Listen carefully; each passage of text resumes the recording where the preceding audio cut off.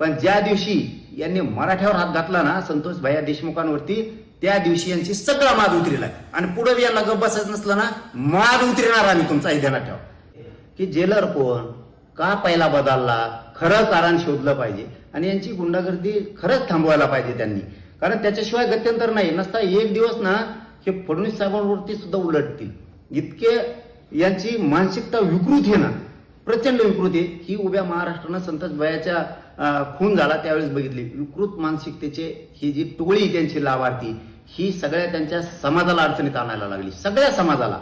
कारण आपण जर एखाद्या कुणाला दुसऱ्याला बोललो ना, ते डायरेक्ट त्यांच्यावर ओढून घेते ती टोळी, लाभार्थी टोळी. आमच्या जातीला असं असं म्हणले. अरे मी जातीवर बोलतच नाही रे, जातीवर बोलतच नाही मी कधी, नेत्याला सोडत नाही, मग आमच्या असू नाही तर तुमच्या असू.